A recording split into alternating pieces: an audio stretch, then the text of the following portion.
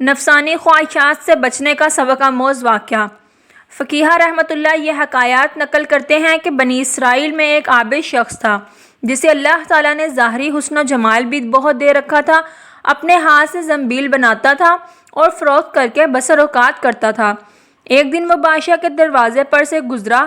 بادشاہ کی بیوی کی خادمہ نے دیکھ لیا، جا کر ملکہ سے کہنے لگی کہ یہاں ایک آدمی آیا ہے، ایسا حسین شخص کبھی دیکھنے میں نہیں آیا، زنبیل فروخت کرتا پھر رہا ہے۔ ملکہ نے حکم دیا کہ میرے پاس لے آؤ۔ اسے لایا گیا تو بس دیکھتے ہی لٹو ہو گئی۔ کہنے لگی، زنبیلیں پھینک دے اور یہ چادر سنبھال۔ باندی سے کہا کہ تیل اور خوشبو وغیرہ لا، ہم اس سے اپنی حاجت پوری کریں گے۔ اور عابد سے کہنے لگی، اب تجھے زنبیلیں بیچنے کی ضرورت نہیں رہی۔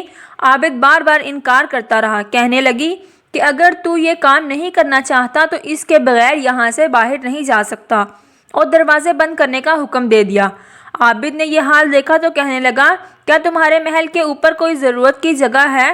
کہنے لگی، ہاں۔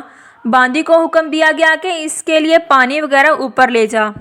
یہ اوپر چھت کے ایک کونے کی طرف کیا۔ دیکھا کہ محل بہت اونچا ہے، کوئی ایسی چیز نہیں جس کے ساتھ لٹک کر نیچے اتر جائے۔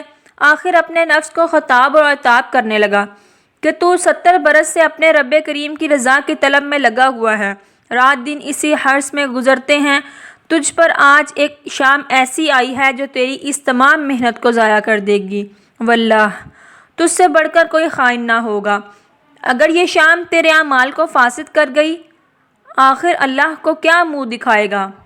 غرض اسی طرح اپنے آپ کو خطاب اور عتاب کرتا رہا۔ حضور صلی اللہ علیہ وسلم فرماتے ہیں کہ اس کے بعد جب اس نے بلندی سے کود جانے کا تہیہ کر لیا تو اللہ تعالیٰ نے جبریل علیہ السلام کو ندا دی۔ انہوں نے لبیک کہہ کر جواب دیا۔ ارشاد ہوا، میرا بندہ میری معصیت اور ناراضگی سے بچنے کے لیے جان کی بازی لگا رہا ہے، جا اپنے اوپروں سے اس کو تھام لے اور اسے ذرا بھی تکلیف نہ ہونے پائے۔ چنانچہ جبرائیل علیہ السلام نے اپنا پر پھیلایا، اسے پکڑ کر یوں زمین پر رکھ دیا جیسے ایک مہربان باپ اپنے بیٹے کو رکھتا ہے۔ فرمایا کہ عابد یہاں سے سیدھا گھر گیا، زنبیلیں وغیرہ وہیں رہ گئی۔ سورج غروب ہو رہا تھا۔ بیوی کہنے لگی، زنبیلوں کی قیمت کہاں ہے؟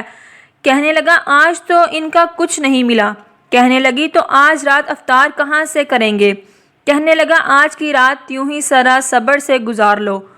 پھر کہنے لگا، اٹھ کر تندور میں آگ جلا دو۔ ہمارے ہمسائے تندور میں آگ نہیں دیکھیں گے تو نامعلوم کیا کچھ خیالات دوڑائیں گے، خواہ مخواہ انہیں پریشان کرنا اچھا نہیں۔ بیوی نے اٹھ کر تندور میں آگ جلا دی، خود واپس آ کر بیٹھ گئی۔ ایک پڑوسن آگ لینے آئی، پوچھا، آگ ہے؟ جواب ملا کہ بڑھ کر تندور سے لے لو۔ یہ عورت آگ لے کر واپس ہوئی تو گھر والی سے کہنے لگی کہ یہاں بیٹھی باتیں کر رہی ہو، ادھر تیری روٹیاں پک چکی ہیں بلکہ جلنے کو ہیں۔ عورت نے اٹھ کر دیکھا تو تندور بہترین روٹیوں سے بھرا ہوا تھا۔ عورت نے انہیں برتن میں رکھا اور خاوند کے پاس لے آئی اور کہنے لگی کہ تیرے ساتھ اللہ تعالیٰ کا یہ معاملہ تیرے بلند درجات کی وجہ سے ہی ہو سکتا ہے، لہٰذا تو اللہ تعالیٰ سے دعا مانگ کہ ہماری باقی عمر خوشحالی اور فراغی میں گزرے۔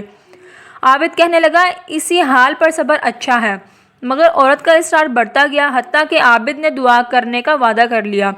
آدھی رات کو اٹھ کر نماز پڑھی اور اللہ تعالیٰ سے دعا مانگنے لگا کہ اے اللہ، میری بیوی کا اصرار اور تقاضا یہ ہے کہ اس کو باقی عمر بھی خوشحالی اور فراخی عطا فرما۔ اتنے میں چھت پھٹ گئی، یاقوت اور موتیوں سے بھری ہوئی تشتری نیچے آئی جس سے تمام گھر جگمگا اٹھا۔ عابد نے بیوی کا پاؤں دبایا جو قریب ہی سو رہی تھی اور کہا کہ اٹھ کر بیٹھ، جو کچھ مانگتی تھی وہ سنبھال لے۔ عورت بیدار ہو کر کہنے لگی، جلدی نہ کرو، اس مقصد کے لیے تو نے مجھے نہ ہی جگایا ہوتا، میں خواب دیکھ رہی تھی۔ سونے کی بہت سی کرسیاں بچھی ہوئی تھیں اور یاقوت اور زبرجد وغیرہ سے مرصع تھی، مگر ان میں سوراخ ہیں۔ میں نے پوچھا، یہ کرسیاں کس کی ہیں؟ جواب ملا، یہ تیرے خاوند کے بیٹھنے کے لیے ہیں۔ میں نے پوچھا، یہ سوراخ کیا ہیں؟ جواب ملا، یہ وہی نقص اور کمی ہے جو دنیا کی جلد بازی کی وجہ سے واقع ہوئی ہے۔ تو میں نے کہا کہ میں کسی ایسی چیز کی خواہش نہیں رکھتی جس سے تیری نشست گاہ میں نقص پیدا ہو، لہٰذا اپنے رب سے اسے واپس کرنے کی دعا کر لو۔ عابد نے دعا مانگی اور تشتری واپس ہو گئی۔